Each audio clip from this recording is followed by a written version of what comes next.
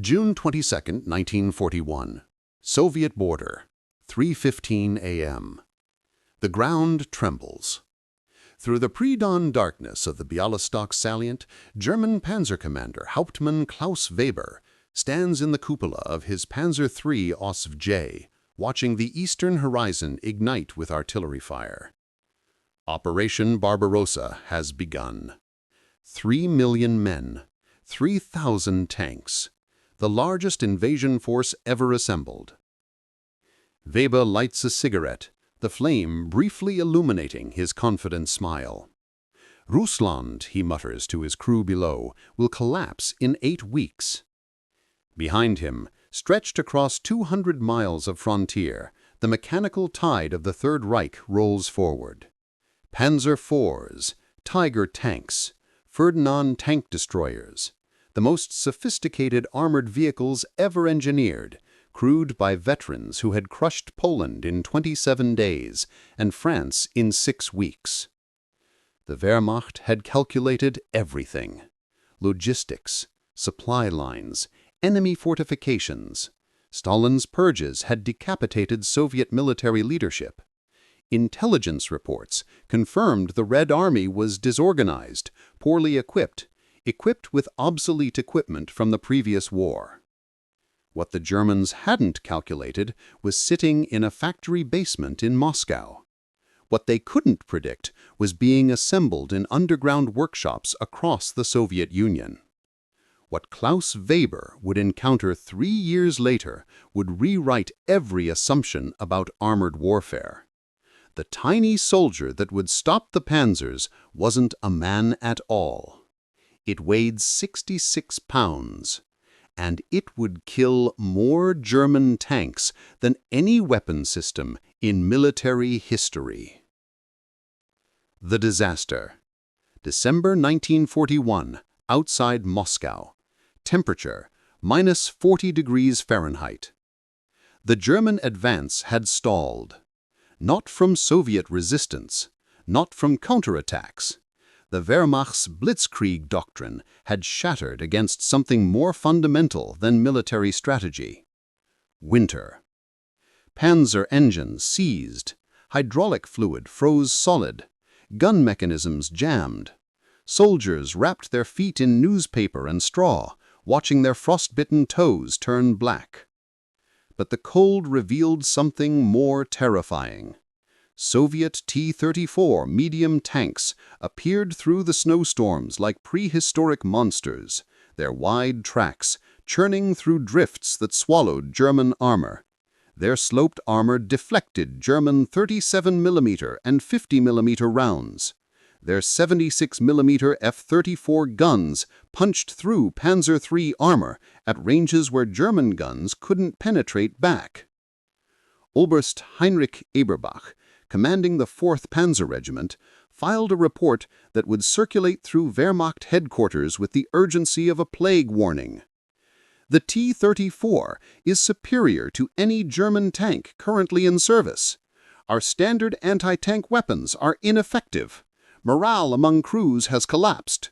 We are confronting a vehicle we cannot defeat. The report landed on the desk of General Oberst Heinz Guderian, the architect of German armored doctrine, the man who had personally designed the panzer divisions that conquered Europe. Guderian read it twice. Then he picked up his phone and demanded an emergency conference with Hitler himself. January 1942, Wolfslair, East Prussia. The conference room fell silent as Guderian spread photographs across the table. Blackened panzer hulls, turrets blown 30 meters from chassis, crews burned beyond recognition. Mein Führer, Guderian's voice carried the weight of professional crisis. We are losing the war in the East, not tactically, not strategically, technologically. Hitler's face darkened. He had promised the German people that Soviet military capability was primitive, that Slavic racial inferiority made them incapable of technical sophistication. The T-34, Guderian continued, represents a conceptual leap we failed to anticipate. Sloped armor increases effective thickness by 40% without adding weight. Christie suspension provides cross-country speed our vehicles cannot match. The V2 diesel engine operates in temperatures that freeze our gasoline engines solid. He paused, letting the implications settle. We must develop new weapons immediately. The 8mm anti-aircraft gun is effective, but it weighs 5 tons and requires a crew of 11 men. It cannot be concealed. It cannot be moved quickly. It cannot be deployed in sufficient numbers. Hitler leaned forward, his knuckles white against the table edge. What do you propose? Infantry portable anti-tank weapons, Guderian replied. Something a single soldier can carry. Something that can be deployed by the thousands. Something that transforms every infantryman into a tank killer.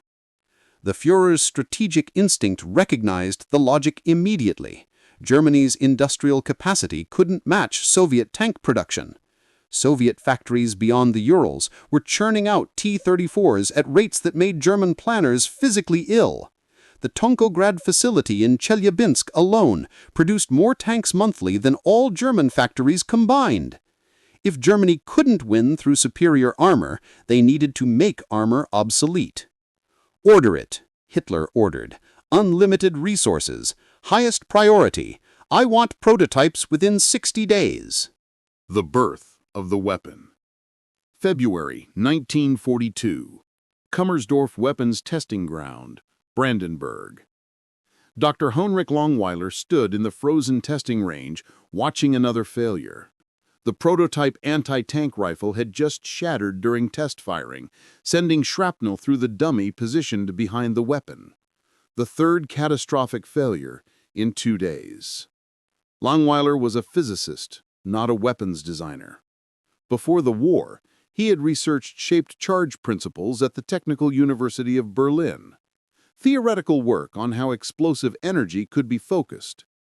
Now, he had 8 weeks to transform theory into a weapon that could stop a 40-ton tank.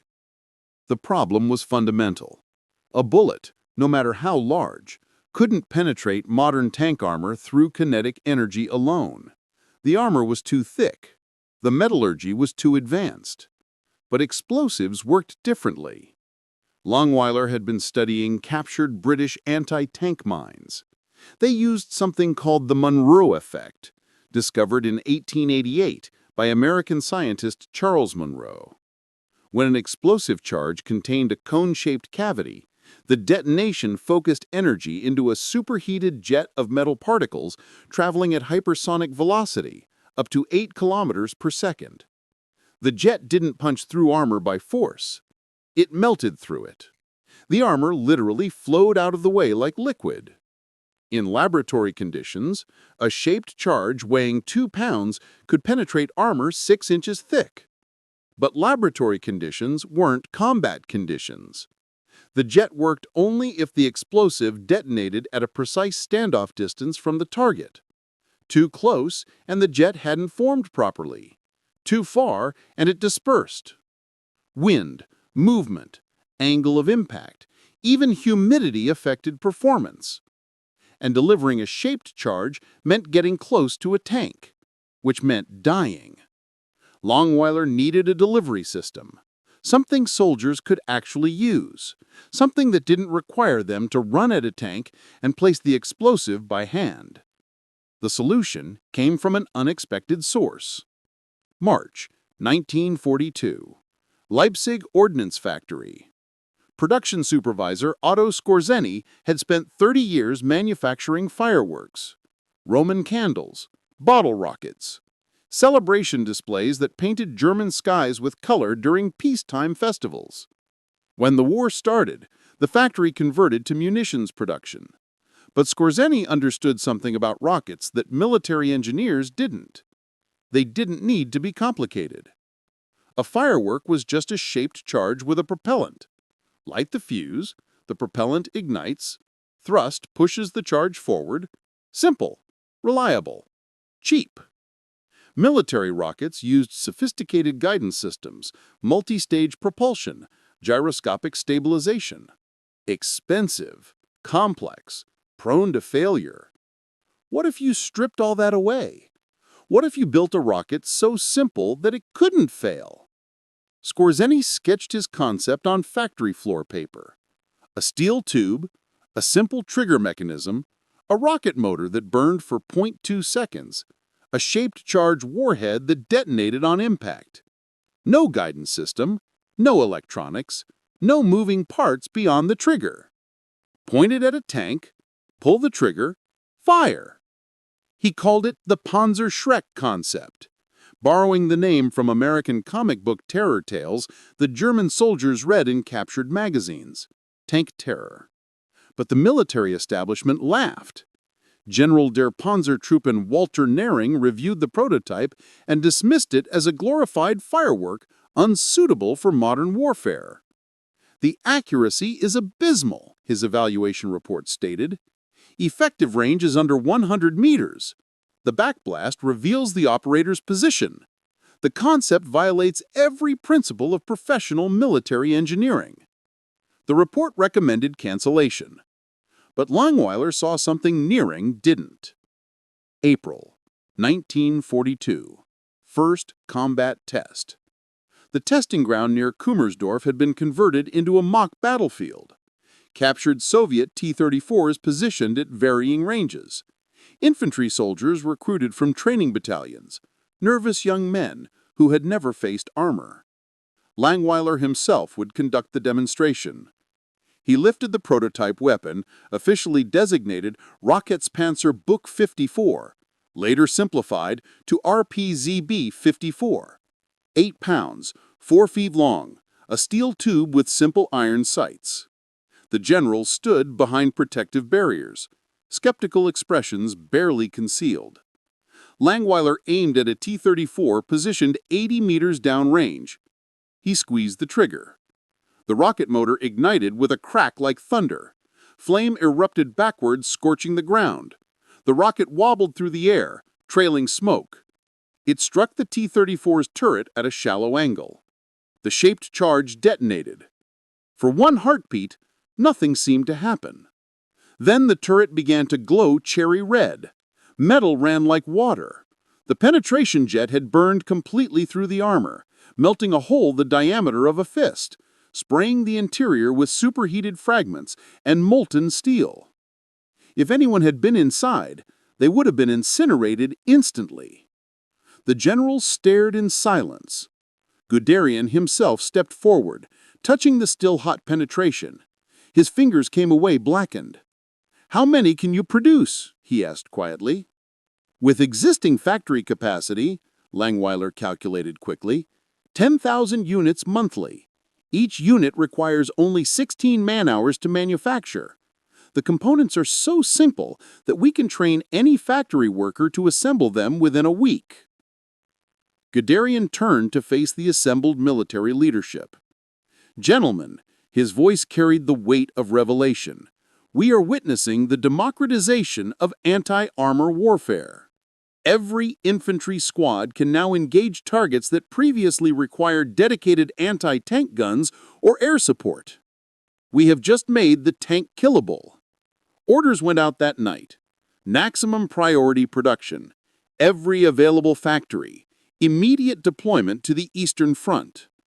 The weapon needed a better name than its technical designation. German soldiers, seeing the rocket's smoke trail and explosive effect, started calling it something else. Panzerfaust. Tank Fist. The tiny soldier that would crush Nazi Panzers had been born. But the Panzerfaust would face its greatest test in the hands of the enemy. The weapon proliferates. Summer 1943. Kursk Salient, the largest tank battle in history. Operation Citadel was Germany's attempt to regain strategic initiative in the East. 900,000 men, 2,700 tanks, including the new Panther and Tiger heavy tanks that were supposed to restore German armor superiority. The attack began July 5th with the concentrated fury of mechanized warfare. German Panzers advanced through Soviet defensive lines in massive armored wedges, breakthrough tactics perfected through years of victory. But something had changed. Soviet infantry positions no longer fled at the sight of German armor. They held, they fought back. Lieutenant Friedrich Hosse, commanding a platoon of Panzer IVs in the 3rd SS Panzer Division, described the new reality in letters that would be found in his burned-out tank 3 days later. We advanced toward the village of Ponieri, expecting normal resistance, anti-tank guns, mines, artillery. What we encountered was something new.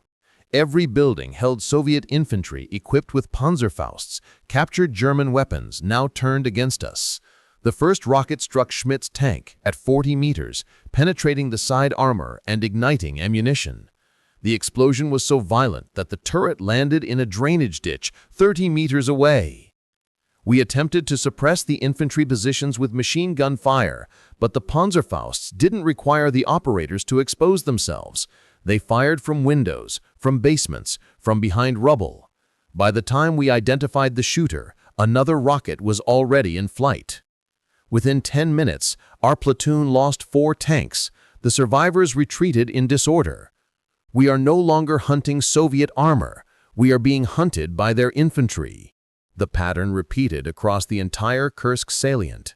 German tank losses exceeded projections by 300%, not from other tanks, not from anti-tank guns, from infantry soldiers armed with captured Panzerfausts and Soviet-produced copies. The Soviet defense industry had reverse-engineered the Panzerfaust within months of capturing the first examples. Their version, designated RPG-43, was cruder but equally effective. Soviet factories began mass production, delivering weapons by the thousands to infantry units that had previously been helpless against armor. German intelligence reports grew increasingly desperate in tone. Enemy infantry resistance has increased dramatically. Our tanks cannot advance without acceptable losses. The tactical situation has fundamentally changed. We recommend immediate suspension of offensive operations. Hitler refused. Citadel continued for another week before the Wehrmacht finally acknowledged defeat. Germany had lost the initiative in the east, and they had lost it to their own weapon. August 1943, Soviet Weapons Production Complex, Ural Mountains. Soviet engineers gathered around a disassembled Panzerfaust, studying every component with the intensity of archaeologists decoding ancient technology. Colonel Mikhail Kalashnikov, who would later design the AK-47 rifle, took detailed notes on the weapon's elegant simplicity. He wrote in his technical diary, "The Germans have accidentally created the perfect weapon, not because it is sophisticated, but because it isn't. Any nation, any resistance movement, any guerrilla force can manufacture this. The materials are common, the design is self-evident, the effectiveness is undeniable." Soviet production facilities began churning out variations: the RPG-43 hand-thrown anti-tank grenade, the RPG-6 with improved penetration, the beginnings of what would evolve into the RPG-7, the most produced weapon system in human history. But the true revolution was conceptual. The Panzerfaust had proven that technological superiority in armor could be negated by cheap, simple, infantry-portable weapons. The equation of modern warfare had fundamentally shifted. A tank cost 50,000 Reichsmarks to produce, required skilled crews trained over months, consumed fuel, ammunition, spare parts, represented massive industrial investment. A Panzerfaust cost 17 Reichsmarks, required 10 minutes of training, could be operated by anyone capable of pointing and pulling a trigger. The economic and strategic implications were staggering. December 1943, Wehrmacht Strategic Planning Conference, Berlin. General Oberst Guderian stood before a wall-sized map of the Eastern Front, red arrows indicating Soviet advances, blue markers showing German positions in steady retreat. "Gentlemen," he began, his voice heavy with professional despair, "we are witnessing the obsolescence of armored warfare as we have known it. Our Panzers, once the ultimate battlefield advantage, have become massive, expensive targets." He gestured to a table displaying captured Soviet weapons, RPG-43 grenades, satchel charges, crude but effective anti-tank rifles. He said, "The enemy has learned the lesson we inadvertently taught them. Infantry can now defeat armor. not through sophisticated weapons, but through simple, disposable systems that cost less to produce than a single tank shell. Field Marshal Walter Model, commanding Army Group Center, interrupted with barely contained frustration. Are you suggesting we abandon armored warfare entirely, that we surrender the one technological advantage that enabled our victories? I'm suggesting, Guderian replied coldly, that we face reality. Soviet tank production exceeds ours by a factor of 4 to 1. Their infantry now possesses weapons that neutralize our armor advantage. Continuing to invest in tank production is strategic suicide. The silence in the room was absolute. What do you recommend? Model asked finally. Total war, Guderian answered. Arm every civilian, every old man, every boy capable of holding a Panzerfaust. Transform Germany into a nation of tank killers. If we cannot win through military superiority, we must win through sheer numbers of armed resistors. The strategy would be implemented as the Volkssturm, the People's Storm, Germany's final, desperate gamble. But by then, the Panzerfaust had escaped Germany's control entirely. The enemy learns. January 1944. Factory District. Partisan-controlled territory, Belarus. Resistance fighters gathered in a basement workshop lit by kerosene lanterns, gathered around a captured Panzerfaust that had been painstakingly disassembled. Alexei Fedorov, former engineer at the Kirov factory in Leningrad, now partisan commander, traced the weapon's components with careful fingers. "It's beautiful," he whispered. "Not aesthetically, functionally. Look at this simplicity." The other partisans, farmers, teachers, factory workers forced into resistance by German occupation, leaned closer. "The tube is simple drawn steel. Any machine shop can produce it. The warhead is basic explosive with a copper cone liner. The rocket motor uses black powder, the same propellant children use in firecrackers. The trigger is a modified mousetrap mechanism." He looked up at the assembled fighters. "We can manufacture these, here, with the tools we have." Over the next 6 months, partisan workshops across occupied Europe began producing Panzerfaust copies. The designs varied. Some used iron pipes, others repurposed artillery shells, some employed bicycle parts for trigger mechanisms. Quality was inconsistent. Failures were common. The homemade weapons sometimes killed their operators, but they worked often enough to matter. June 1944. Normandy invasion. D-Day, +7. Allied tank crews advancing through the Norman bocage encountered a new terror. German infantry, cornered in hedgerows and ruined villages, emerged with Panzerfausts, not military units, not SS fanatics. Teenagers, old men, Volkssturm militia, barely trained enough to aim. Lieutenant James Murphy, commanding an M4 Sherman tank in the 2nd Armored Division, recorded his experience in a letter that would be published decades later. "We lost 3 tanks in one afternoon to kids who looked 14 years old. They'd hide in buildings or behind hedges, wait for us to pass, then fire at our engine compartments or rear armor, where we're most vulnerable. The rockets don't make much noise launching. You don't hear them coming. One moment you're advancing, the next your tank is on fire, and you're trying to get out before the ammunition cooks off. Our machine guns can't suppress them fast enough. By the time we see the smoke trail, they've already fired and disappeared. We started calling them bushwhackers, invisible killers you can't predict or defend against." The Allied command struggled to develop countermeasures. Tank armor was reinforced. Infantry support was increased. Tactics evolved to clear buildings before armor advanced. But the fundamental problem remained unsolvable. A weapon that cost 17 Reichsmarks could destroy a tank that cost $50,000. The economic equation of modern warfare had inverted. September 1944. American Technical Intelligence Report. Classified, secret.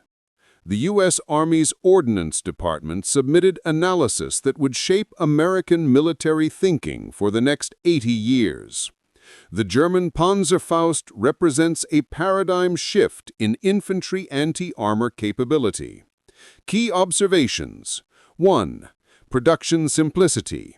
Can be manufactured in any industrial facility with basic metalworking capability. Total production time, 16 man-hours per unit. 2. Training requirement.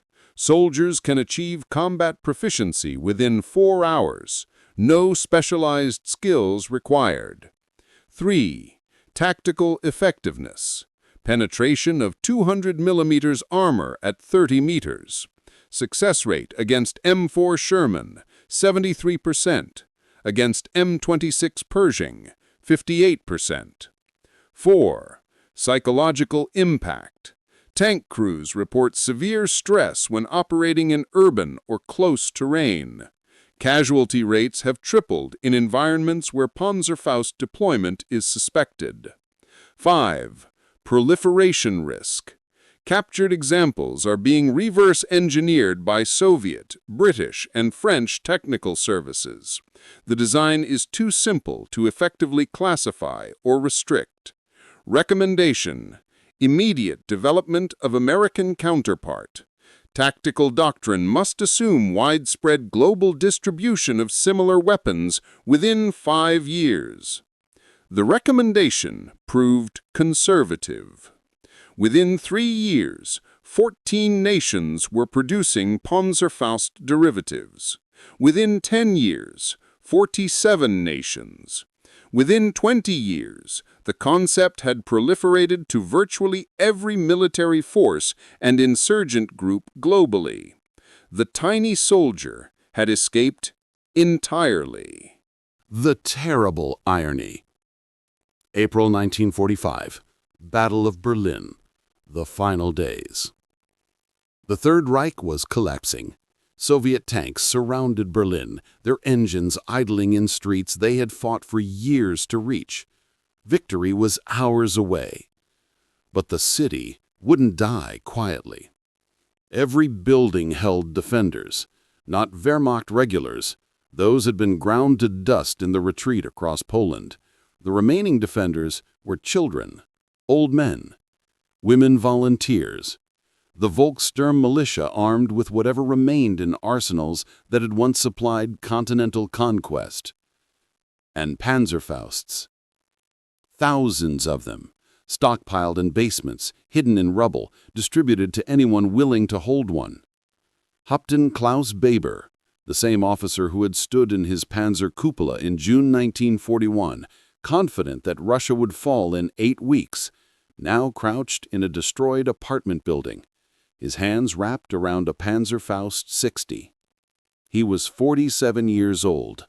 He had lost his tank at Kursk, his crew at Normandy, his faith in Germany victory somewhere in the frozen hell of the Eastern Front. Now he was infantry, armed with the weapon his own nation had created. The irony was not lost on him. Through the building's shattered window, he watched Soviet IS-2 heavy tanks advance down Wilhelmstrasse. 75 tons of steel and retribution, flying red banners, crushing the remnants of German civilization beneath their treads. Weber had fought Soviet armor for 4 years. He had learned every tactic, every weakness, every angle of approach. Now he would use that knowledge as infantry. He waited until the lead tank passed his position, exposing its thinner rear armor. He shouldered the Panzerfaust, aimed at the engine compartment, squeezed the trigger. The rocket struck true. The IS-2 shuddered, smoke pouring from penetrated armor. The crew bailed out, running for cover as secondary explosions began cooking off ammunition. Weber didn't celebrate. He simply dropped the empty launcher tube and picked up another one from the pile beside him. 4 more tanks were advancing. He would die here, almost certainly, but he would make the Soviets pay for every building, every street, every meter of rubble. The weapon he had once dismissed as a primitive firework had become Germany's last defense, and it was built from Germany's own design. May 2nd, 1945. The Reichstag. Final hours. Soviet Lieutenant Yevgeny Khalday climbed the smoking ruins of Hitler's Capitol building, preparing to photograph the red banner being raised over Berlin. In the rubble below, he saw discarded Panzerfausts, hundreds of them, some fired, their tubes scorched and empty, others unfired, abandoned when their operators died or surrendered.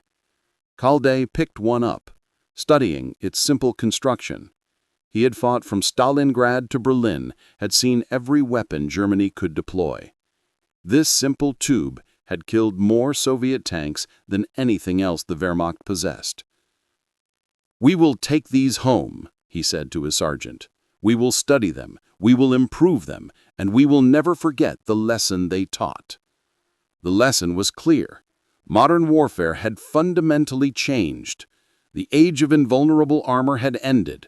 The era of the infantry tank killer had begun, and the weapon that would define this new age had been created by the very force it would ultimately defeat. The legacy spreads.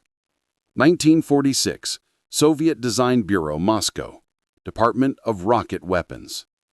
The war had ended, but the weapon's evolution had only begun.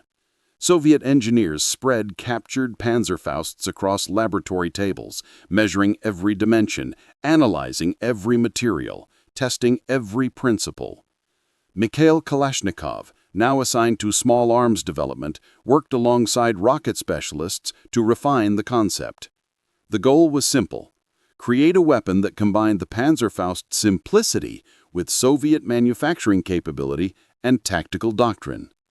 The result was designated RPG-2, Ruchnoi Protivotankovy Granatomyot, handheld anti-tank grenade launcher. It improved on the German design in crucial ways. The warhead was standardized for mass production. The launcher was reusable rather than disposable. The sights were simplified for conscript soldiers with minimal training. But the core concept remained unchanged. A simple tube, a rocket motor, and a shaped-charge warhead that could penetrate modern armor. Soviet factories began production immediately. Not hundreds, not thousands, but millions. 1947. Chinese Civil War. Manchuria. Communist forces led by Mao Zedong faced a critical problem. Nationalist forces, backed by American weapons, included M4 Sherman tanks and M24 Chaffee light tanks. Communist infantry had rifles and courage, but nothing that could stop armor. Soviet advisors arrived with crates stamped in Cyrillic, containing RPG-2 launchers and training manuals translated into Mandarin. The weapons transformed communist tactical capability overnight.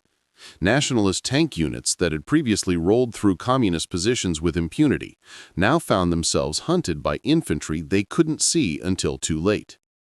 Colonel Wang Jinshan, commanding communist forces at the Battle of Jinan, reported, "The rocket weapons provided by Soviet comrades have equalized the battlefield.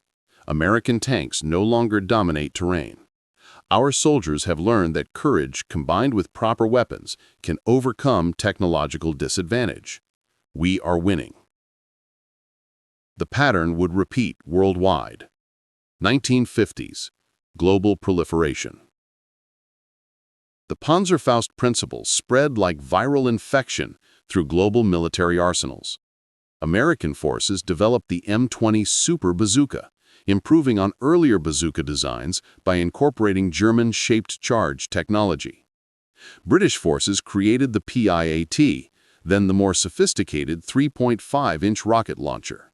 French forces manufactured the LRAC 50mm, LRAC 73mm, and eventually the LRAC 89mm. Chinese arsenals produced the Type 51, Type 56, and Type 69 variants, each iteration simpler and cheaper than the last. Every nation with industrial capacity began production. Every conflict saw deployment. Korea, Malaya, Kenya, Algeria, Vietnam, Afghanistan. The weapon that had been designed to stop Soviet tanks became the universal tool of insurgency and revolution. 1967. Six-Day War. Sinai Peninsula. Egyptian infantry positions facing Israeli armor advancing through desert terrain waited with Soviet-supplied RPG-7 launchers, the latest evolution of the Panzerfaust principle. The RPG-7 represented the weapon's final maturation. Reusable launcher, replaceable optical sights, standardized rocket motors, improved warheads with penetration up to 300 millimeters of steel armor.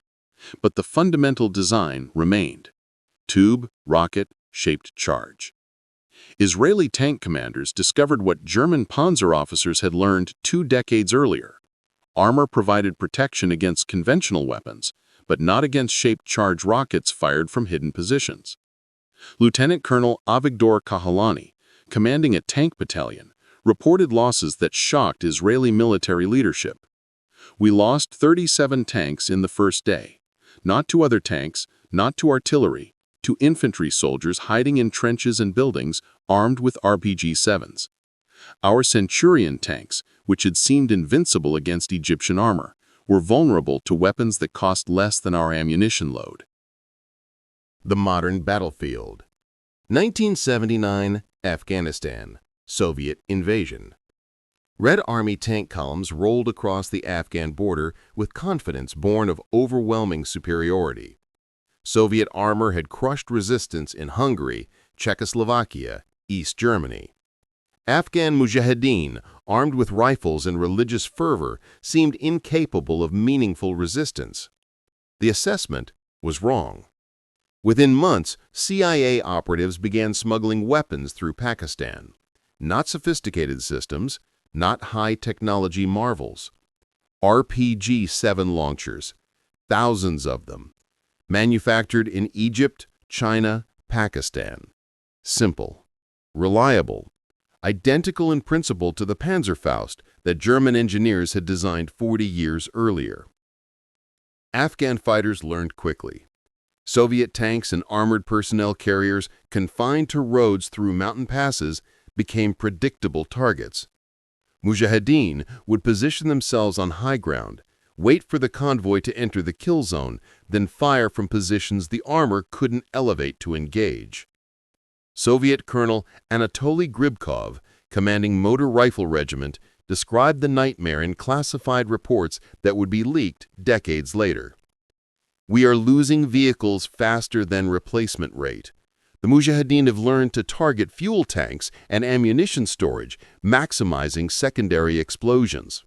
Our soldiers refuse to ride in BTR armored personnel carriers, calling them coffins. They prefer to walk, accepting increased casualties from small arms rather than risk incineration from RPG attack. We have air superiority. We have artillery. We have armor. But we cannot control terrain that infantry with anti-tank weapons can defend. The situation is unsustainable." The Soviet Union would withdraw from Afghanistan 10 years later, defeated not by matching military force, but by insurgents armed with weapons derived from Germany's World War II desperation. 2003, Iraq. Second Battle of Fallujah. American Marines, advancing through urban terrain, faced Iraqi insurgents armed with RPG-7s and evolved variants. The weapons were manufactured in Russia, China, Syria, Iran, Romania, Bulgaria, anywhere with basic industrial capacity. Accounts described familiar patterns. Insurgents would position themselves in upper-story windows or behind rubble, wait for American armor to pass, then fire at side or rear armor. The shaped-charge warheads couldn't always penetrate modern composite armor, but they damaged optics, disabled tracks, killed external equipment. More critically, they inflicted psychological damage that no armor could prevent. Marine Corps Lieutenant Colonel John Tulin, commanding 1st Battalion, 8th Marines, submitted after-action report. Enemy anti-armor capability forces constant tactical adjustment. Our vehicles cannot advance without infantry clearing structures. Infantry cannot advance with vehicle support. Progress is measured in meters per hour rather than kilometers per day. The enemy's weapons are crude but effective. They cost perhaps $200 to manufacture. Our vehicles cost $2 million. The economic exchange favors the enemy. American forces developed countermeasures, reactive armor, active protection systems, improved tactics, combined arms coordination. But the fundamental problem remained unsolvable. A simple rocket launcher, evolved from 1940s German technology, could mission-kill armored vehicles that represented the pinnacle of modern military engineering. 2014, Ukraine, Donbas conflict. Russian-backed separatist forces demonstrated the latest evolution of anti-armor warfare. RPG-7 launchers with modern warheads, RPG-22 and RPG-26 single-use systems, modern anti-tank guided missiles, but also Panzerfaust III systems, German-manufactured weapons that explicitly acknowledge their ancestry, bearing the name that Wehrmacht soldiers had coined 70 years earlier. Ukrainian armored units, equipped with Soviet-era T-64 and T-72 tanks, found themselves hunted by weapons that traced direct lineage to the system originally designed to hunt Soviet armor. The irony was historical and tactical. Modern tank designers incorporated every lesson learned since World War II: composite armor, reactive armor, active protection systems, improved optics and fire control. But the fundamental problem remained. A shaped-charge warhead, delivered by any means, rocket, missile, drone, could defeat armor through mechanisms that were understood in 1942 and remain valid in 2024. 2022, Ukraine, Russo-Ukrainian War. When Russian columns crossed the Ukrainian border in February 2022, military analysts predicted rapid collapse. Russian armor outnumbered Ukrainian forces. Russian air power promised swift dominance. The predictions were wrong. Ukrainian defenders, armed with modern anti-tank weapons from NATO suppliers, demonstrated what infantry equipped with portable anti-armor systems could achieve against conventional forces. Javelin missiles, NLAWs, Panzerfaust IIIs, American AT-4s, and yes, even RPG-7s, the direct descendants of the weapon designed in 1942. Video footage circulated globally showed Russian T-72, T-80, and T-90 tanks, machines costing millions of dollars, equipped with the most sophisticated technology Russian industry could produce, reduced to burning hulks by weapons wielded by territorial defense volunteers who had been civilians weeks earlier. The tactical doctrine was identical to Kursk 1943, to Berlin 1945, to Afghanistan 1979, to Fallujah 2003. Hide, wait, fire, disappear. The weapon that Klaus Weber had first dismissed as a glorified firework had evolved into the dominant factor in modern armored warfare. Not because it had become more sophisticated, because it hadn't. The Transformation of Warfare. Pentagon Strategic Assessment 2023. Classified Analysis. Senior military planners gathered in secure conference rooms beneath Arlington, reviewing lessons from Ukraine, Syria, Yemen, and Gaza. The conclusions were stark and undeniable. Major General Richard Clark, commanding Army Capabilities Development Command, presented analysis that would reshape American military doctrine. Gentlemen, we must acknowledge fundamental reality. For the past 8 decades, Western military strategy has prioritized armor, aircraft, and technology-intensive systems. We have built tanks costing $8 million, infantry fighting vehicles costing $4 million. We have assumed that technological superiority provides battlefield dominance. Ukraine has proven this assumption catastrophically flawed.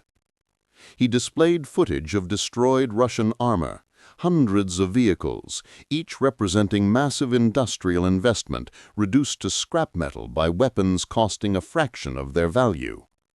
The Javelin missile costs $200,000. This seems expensive until you realize it can destroy a tank costing 10 times that amount. The AT-4 costs $1,500. The RPG-7 warhead costs $300 when manufactured in bulk. The economic equation makes armor fundamentally unsustainable. No nation can afford to trade vehicles costing millions for weapons costing thousands. The mathematics of attrition warfare now favor the defender equipped with anti-tank weapons. A colonel from the Army War College raised the obvious question. Are you suggesting we abandon armored warfare entirely, that we surrender 70 years of doctrinal development? I'm suggesting, Clark replied coldly, that we face the same reality the Germans faced in 1943. Armor remains useful in specific scenarios, open terrain, permissive environments against opponents lacking modern anti-tank capability. But armor is no longer the dominant battlefield system. Modern warfare belongs to infantry equipped with precision anti-tank weapons, supported by artillery, drones, and electronic warfare. The tank has become a supporting element rather than the decisive element. The silence was profound. American military strategy since World War II had centered on armored maneuver warfare.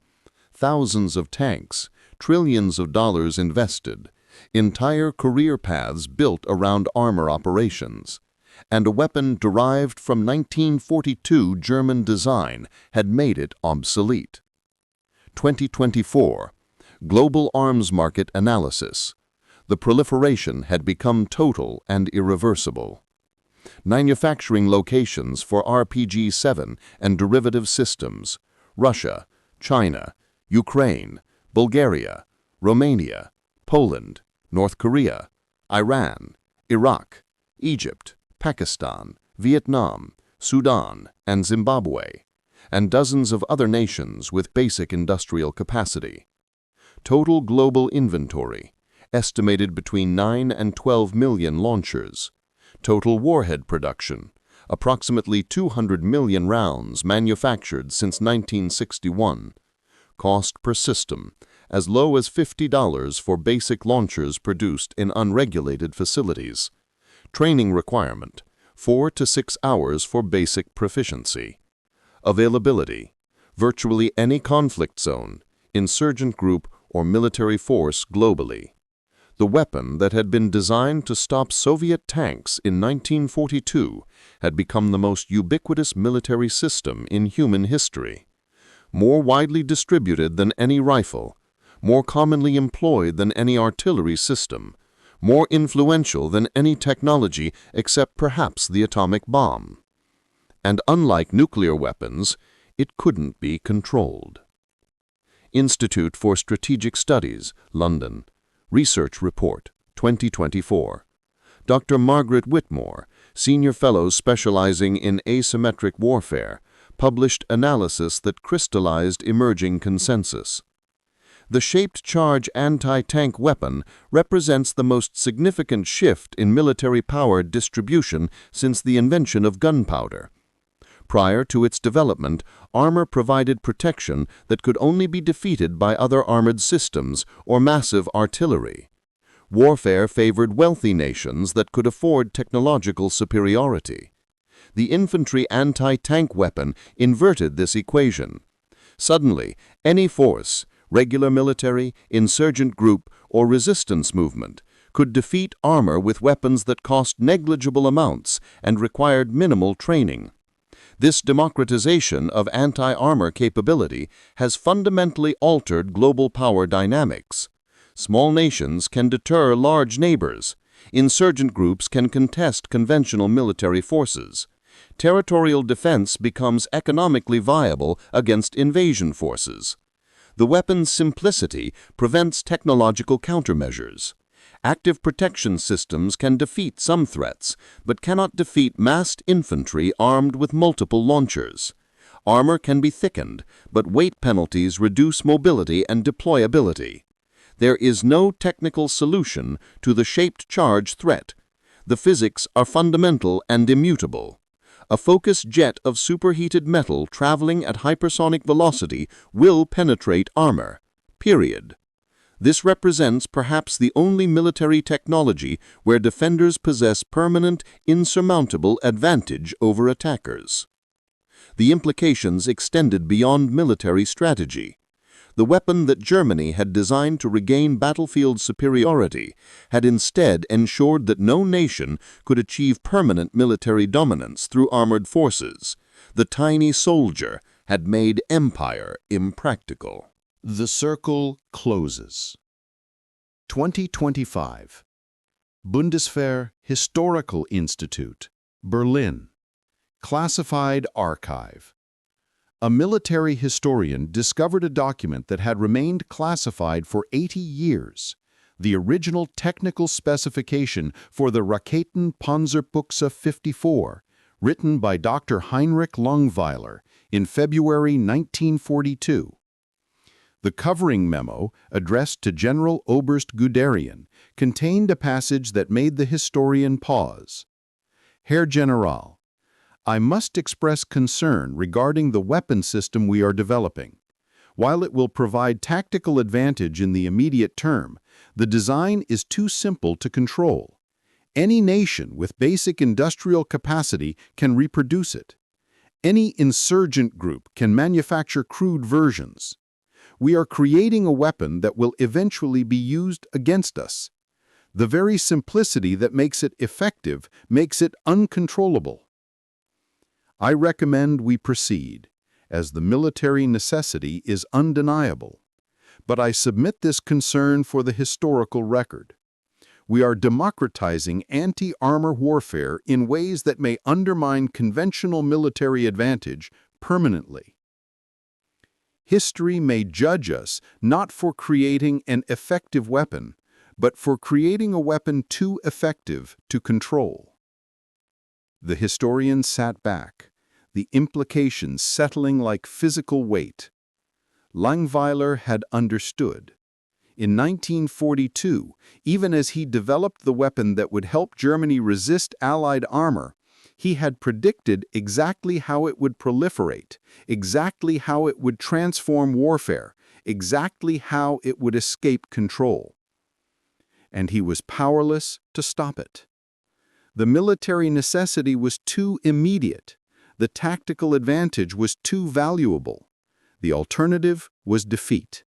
So Germany built the weapon that would ultimately democratize anti-armor warfare globally, that would make empire impractical for everyone, including us eventually. The tiny soldier that crushed Nazi Panzers had been designed by Germans themselves. The irony was almost poetic. Modern battlefield, anywhere, today.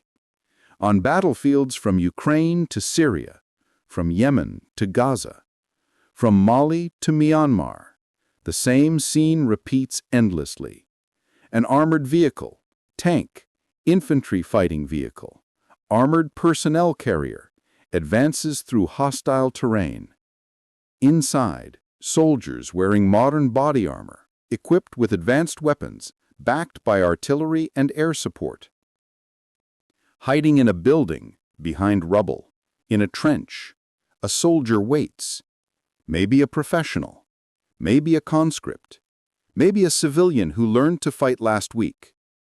In their hands, a simple tube, a rocket motor, a shaped charge warhead. Technology that was revolutionary in 1942. Technology that is commonplace in 2025. They aim. They fire. The rocket streaks forward, trailing smoke. The shaped charge detonates, focusing explosive energy into a jet of superheated metal traveling at 8 kilometers per second. Physics takes over. The armor flows aside like water. The interior of the vehicle becomes an inferno. The soldier drops the empty tube and disappears into the landscape. This scene has repeated millions of times since 1942. It will repeat millions more times in conflicts yet to come, because the weapon is too simple to obsolete, too cheap to prohibit, too effective to abandon. The tiny soldier that crushed Nazi Panzers continues crushing armor today, will continue tomorrow, will continue as long as humans wage war with armored vehicles. And it began because a German physicist and a fireworks manufacturer decided to build something too simple to fail. The Final Reckoning. Veterans Memorial, Moscow, May 9th, 2025, Victory Day celebration. Elderly men gather wearing medals that grow heavier each year. Veterans of the Great Patriotic War, their numbers dwindling, their memories of 1941 to 1945 more vivid than memories of yesterday. Among them, 97-year-old Alexei Sokolov, former tank commander who fought from Stalingrad to Berlin. A young journalist approaches, recording oral histories before the generation disappears entirely. What was the most important weapon of the war, she asks. Sokolov pauses, considering. The question invites obvious answers. The T-34 tank, the Katyusha rocket launcher, the PPSH-41 submachine gun. But his answer is different. The Panzerfaust, he says quietly. The journalist looks confused. But that was a German weapon. Yes, Sokolov nods. Designed by Germans, to stop our tanks. But it taught us the lesson that won the war. That simple weapons in sufficient numbers can defeat sophisticated technology. That you don't need the best equipment, you need enough equipment that works. He leans forward, his eyes sharp despite their age. After the war, we studied every Panzerfaust we captured. We learned from it. We improved it. We mass-produced it. And we gave it to anyone fighting against imperialism, colonialism, aggression. The weapon Germans designed to stop Soviet tanks became the weapon that made empire impractical for everyone, including us, eventually. He gestures toward the military parade passing through Red Square. Modern tanks, sophisticated armor, technology that would seem magical to soldiers of 1942. Those machines cost millions of rubles. They can be defeated by weapons costing thousands. The mathematics make conquest unsustainable. Occupation becomes too expensive. Empire becomes impossible. The Germans thought they were creating a defensive weapon. They actually created the weapon that made their own empire and every empire after it militarily unviable. Wehrmacht Veterans Association, Munich. Same day. 94-year-old Otto Steiner sits in a care facility watching television coverage of military parades across Europe. Former Panzer commander, survivor of Kursk, Normandy, and the final defense of Germany. His grandson visits, bringing coffee and conversation. Grandfather, they're discussing the Panzerfaust in military history class. The teacher said it was one of the most important weapons ever invented. But Germany lost the war. How can a weapon be important if it didn't bring victory? Steiner sips his coffee, considering his response carefully. The Panzerfaust didn't save Germany. It was invented too late, deployed too desperately, used in a cause that was already lost, but it changed warfare permanently. Before the Panzerfaust, armies needed expensive anti-tank guns, complicated logistics, trained crews. After the Panzerfaust, every soldier could kill a tank. The weapon democratized anti-armor warfare. This made wars of conquest more difficult, made occupation more expensive, made empire less practical. In ways that perhaps we didn't fully intend, the weapon helped ensure that no nation could dominate others through military force alone. He paused, memories of burning Panzers and desperate defensive battles flickering across his consciousness. We designed it to stop Soviet tanks, but it ultimately stopped everyone's tanks, including ours. Perhaps that is justice. Perhaps that is irony. Perhaps that is simply physics. What goes around comes around. Technical University of Berlin, Engineering Department, present day. Professor Hans Müller teaches a course on weapons development ethics. Today's lecture focuses on unintended consequences. On the screen behind him, an image of the original Panzerfaust prototype from 1942 beside a modern RPG-7. These weapons, he tells his students, are separated by 80 years of development, yet they operate on identical principles: shaped charge, rocket motor, simple tube launcher. The original designers, Langweiler, Skorzeny, and others, created something they couldn't control. The weapon was too simple to classify, too effective to abandon, too cheap to prohibit. They succeeded brilliantly at their immediate objective, creating an anti-tank weapon that could be mass-produced and operated by minimally trained soldiers. They failed, catastrophically, at strategic containment. The weapon proliferated globally. Armed insurgent groups made conventional military. The lesson that repeats. The screen shows archival footage in sequence. Klaus Weber in his Panzer III, 1941. Confident and smiling. Langweiler conducting the first successful test, 1942. Soviet soldiers holding captured Panzerfausts at Kursk, 1943. German civilians with Volkssturm armbands in Berlin, 1945. Mujahideen fighters in Afghanistan, 1985. Marines in Fallujah, 2004. Ukrainian Territorial Defense Volunteers, 2022. The narrator's voice carries weight accumulated through 8 decades of history. In June 1941, Hauptmann Klaus Weber believed that technological superiority guaranteed victory, that sophisticated armor would crush primitive resistance, that Germany's engineering excellence had created invulnerable war machines. 4 years later, he died in Berlin defending ruins with a weapon his own nation had designed, a weapon so simple that anyone could build it, so effective that nothing could stop it, so cheap that it made armor economically unviable. The irony defined more than one man's experience. It defined the trajectory of modern warfare. The Panzerfaust was designed to restore German military advantage. Instead, it ensured no nation could maintain permanent advantage. It was designed to stop Soviet tanks. Instead, it stopped everyone's tanks. It was designed to be controlled. Instead, it escaped control the moment it was invented. Today, descendants of the Panzerfaust, RPG-7s, AT-4s, Panzerfaust IIIs, and countless other variants exist in quantities exceeding 200 million units.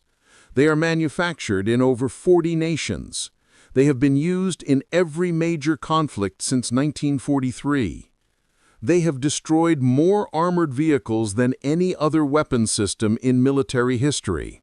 They cost less than a soldier's monthly salary. They can be operated by anyone capable of pointing and pulling a trigger. They cannot be defeated through armor technology alone. The tiny soldier that crushed Nazi Panzers continues crushing armor today. Not because it is sophisticated, because it isn't. Not because it is expensive, because it's cheap.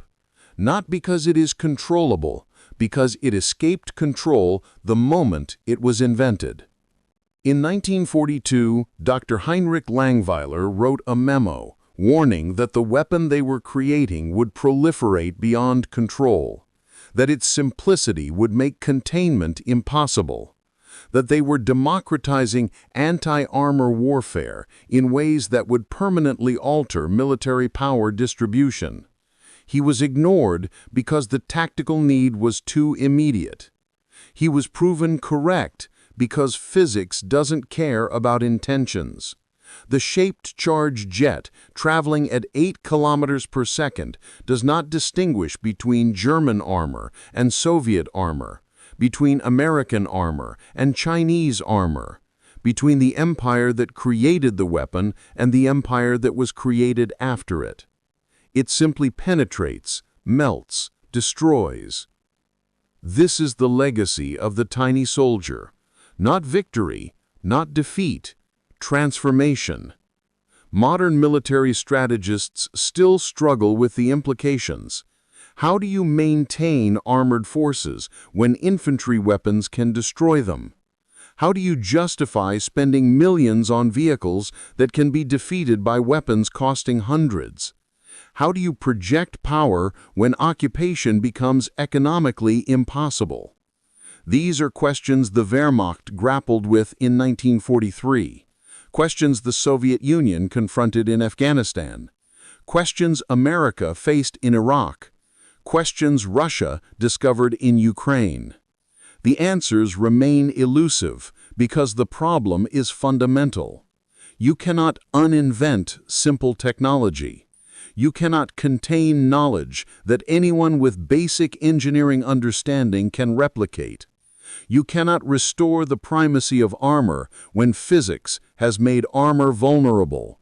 The tiny soldier, the infantry anti-tank weapon, has won permanently, not through superiority, through simplicity.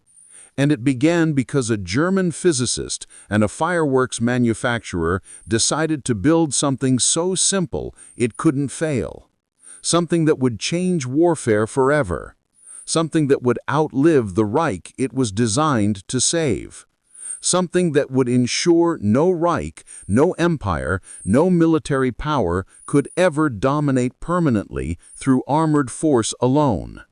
The weapon that crushed Nazi Panzers continues crushing armor today. Tomorrow it will crush armor again, because the tiny soldier cannot be defeated. It can only be replicated. Split screen. Left side, Klaus Weber in 1941, standing confident in his Panzer cupola, watching the Russian horizon burn. Right side, modern soldier, nationality unclear, holding an RPG-7, watching an armored column approach. 80 years separate the images. Nothing has changed. Everything has changed. The sound of a rocket motor ignites, echoes across both timelines. Then silence.